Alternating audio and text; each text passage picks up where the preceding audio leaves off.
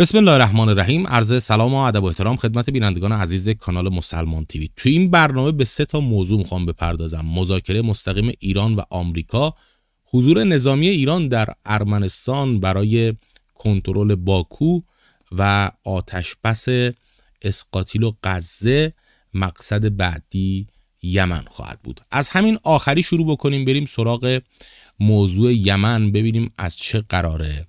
اسقاطیلی ها اعلام کردن که قراره با حماس آتش بس کنن و تقریبا به مراحل پایانی رسیدن. اتفاقی که اینجا داره میفته، اسقاطیلی ها دارن خیال خودشون رو از مواضع نزدیک راحت میکنن. خب حزب الله که در آتش بس با لبنان تقریبا به حاشیه رفت، اینجا هم اگر این اتفاق بیفته، چون میدونید که الان برادر شهید یحیی سنوار کار حماس رو در دست گرفته و فرماندهی میکنه که قبلا ما برنامه‌شو ساختیم و اونها به شدت از این واهمه دارن که اگر محمد سنوار بخواد با همین روند جلو بره، غزه حالاها مقاومت میکنه و ضربات سنگین و کاری رو داره به اسقاطیلی‌ها میزنه، کما اینکه در 2 روز گذشته تعداد زیادی تلفات داشتن و بعضیشون هم نفله شدن.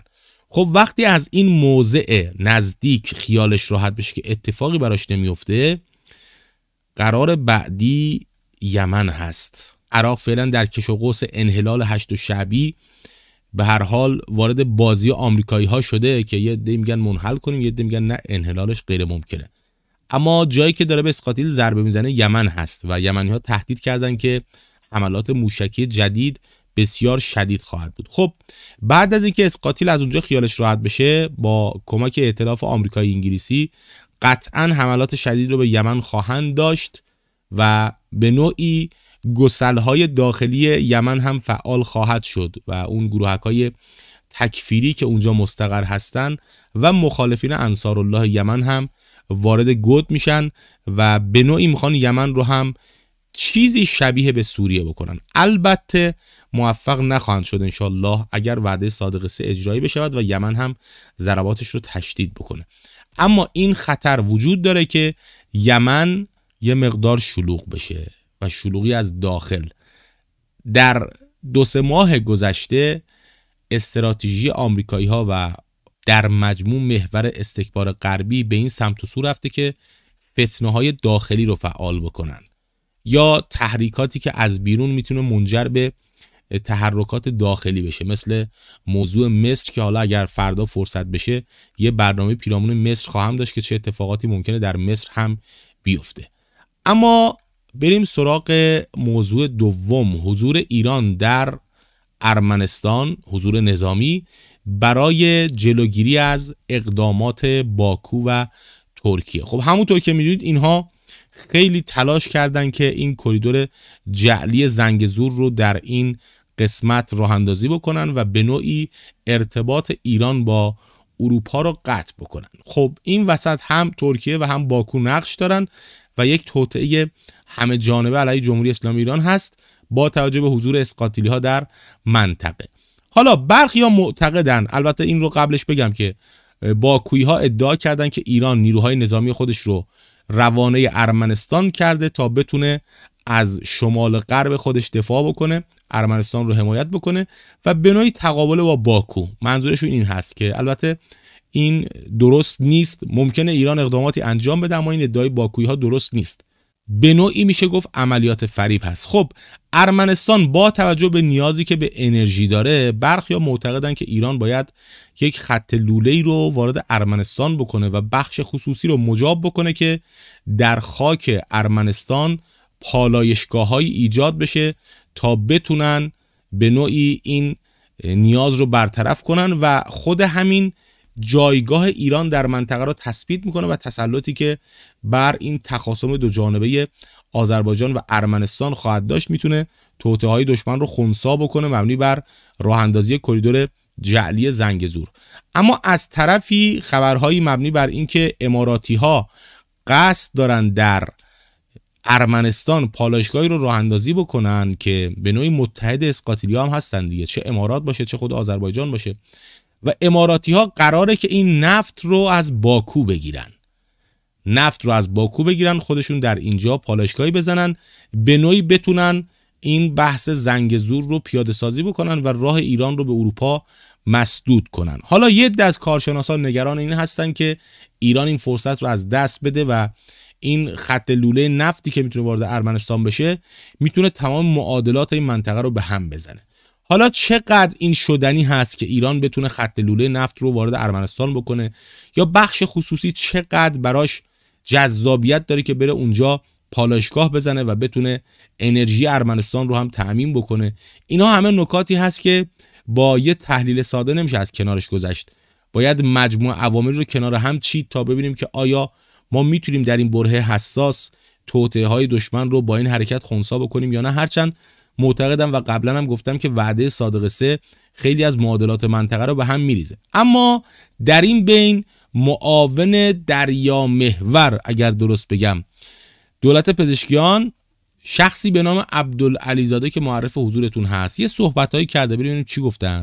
من در انتخابات خبرنگار ازم سوال کرد که آقای ترامپ داره میشه رئیس جمهور آمریکا، شما باید چیکار میکنید؟ گفتیم مذاکره میکنیم با آمریکا، مذاکره میکنیم. کی اجازه بهتون داده؟ حالا آخرش میگم. ما اصلا ابایی نداریم از مذاکره و گفتگو، باید بریم گفتگو کنیم. این باید و کی آورده؟ شما از رهبری بیشتر دلسوز کشورید. بابا 2-3 روز نگذشته از دیدار رهبر معظم انقلاب با مردم قم. اونجا چی میگه؟ مواضع سیاسیتون، اقتصادیتون جوری نباشه به نفع آمریکاییه باشه. آخه این چه موضعیه شما میگید به عنوان معاون رئیس جمهور؟ الان که دارن میرن با اروپایی‌ها مذاکره کنن، بذار ببینیم ثمرات اون چیه، بعد برید سراغ آمریکا دیگه. یه عده مدام دارن پالس میدن. بابا هنوز 2 روز نگذشته از رونمایی سپاه از شهر موشکی. یوتیوب داره کل فیلماشو حذف میکنه. وقتی پیام اقتدار به دنیا صادر میکنی، شبکه‌های عربی انگشت حیرت به دهن میگیرن که این چی بود ما دیدیم. شما چرا در این بین میای دوباره پالس مذاکره میدی؟ خب هر روز بیا بگو مذاکره میکنیم. آیا مشکلات کشور حل میشه؟ خب الان که الحمدلله فرستادید مذاکره با اروپایی‌ها، نتیجهش چی شده؟ چه ثمره‌ای برای مردم ایران داشتی که بریم با آمریکایی‌ها مذاکره کنیم؟ حالا اونم مذاکره مستقیم. گوش بدید ادامه‌شو. بالاخره نمیشه که مسائل ممکنه رو هوا نگه داشت، یا جنگ یا هیچ، یا نمیدونم گفتگو مخصوصا که باید رو در رو باشه. مگه میشه یکی اون اتاق بشینه، یکی هم این اتاق بشینه، هی پیکا بیان برن؟ اصلا گفتگو نیست. اون پیک هم عوض میکنه پیغام رو، اصلا معلوم نیست چی از آب در بیاد. گفتگوی مردانه شرافتمندانه. مردانه شرافتمندانه با کی؟ با کسی که قبلا بارها امتحانش کردیم، امتحانشو پس داده دیگه، میزنه زیر میز. نه تنها بهت امتیاز نمیده که امتیاز میگیره، بهت زورم میگه، تحریمم اضافه میکنه. سالها گذشته از این مذاکرات و اینا، تحریم کم شده، تعدادش کمتر شده، نوع تحریم عوض شده، مهربونتر شدن. تا کی باید این مسیر رو ما بریم؟ بشیم حرف میزنیم دیگه، از منافع ملیمون ما باید دفاع کنیم. آخه سر چی باید با اونا مذاکره کنیم؟ این برای من سوال خداوکیلی. یه ظالم جبار ستمگر زورگوی از اون سر دنیا اومده تو منطقه ما داره جولان میده، بعد ما باید باهاش بریم مذاکره کنیم. مذاکره سر چی؟ تحریمت کرده، میخوای بگی چرا تحریم کردی؟ میگه دوست دارم، میتونم، برو خودتو قوی کن. چرا به داخل توجه نمیکنیم؟ چرا تولید رو جدی نمیگیریم؟ رهبر مملکت 10 سال داره درباره تولید صحبت میکنه. تولید، شکوفایی، نمیدونم جهش تولید، اینجوری اونجوری، هر چی که شما بگی درباره تولید صحبت کرده رهبری. ما چطور رفتیم به سمت افزایش تولید قدرتمند داشته باشیم؟ از اون طرف کالای قاچاق میاد، از این طرف ارزو میبرید بالا، مواد اولیه نمیتونه بیاره، تولید کننده ورشکست میشه، بیچاره میشه، باید گل بماله به سرش، جنس چینی میاد اینور اونور. بالاخره یه کارایی دارید میکنید که تولید شکل نگیره. چرا باید بریم مذاکره کنیم با کسی که هیچ حقی در این منطقه نداره؟ وقتی شما میگی مذاکره کنیم یعنی داری به رسمیت میشناسی قلدری او رو. دیگه نمیدونیم با چه زبونی باید بگیم.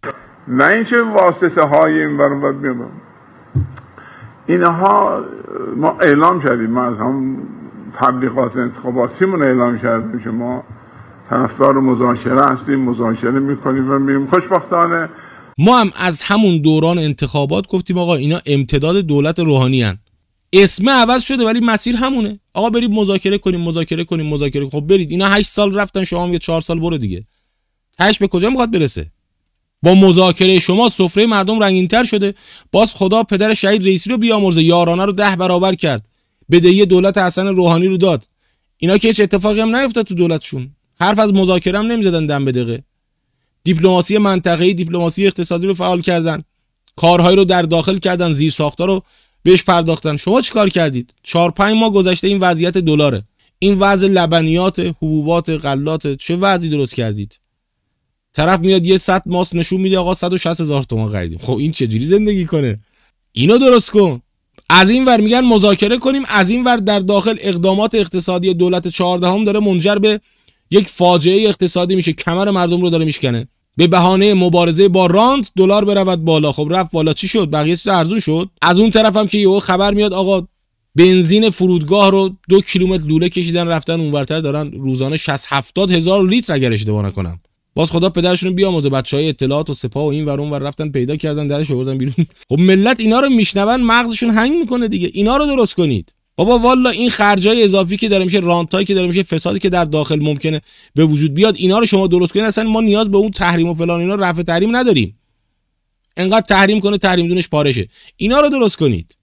بعد حرفم میزنیم میگن آقا تولید ناامیدی میشه. این کجاش ناامیدیه؟ این بیدار کردن مردمه. این هشدار به مسئولینه که بابا آمریکا اومده بیخ گوشت داره زور بهت میگه و تو میگی بریم مذاکره کنیم. نزده داری میرقصی. اونم تو دلش میگه ببین به زانو در آوردمش. 2 تا ناو هواپیمابر آوردم تو منطقه گرخیدن. یمنی‌ها رو ببین، میگه با ناو ترومن یه کاری کردیم که از شمال دریای سرخ هم داره فرار میکنه. آمریکایی‌ها رو باید فراریش بدی، نه اینکه بگی تو رو خدا بیاد. دیپلماسی ذلت تجربه شده در دوره روحانی.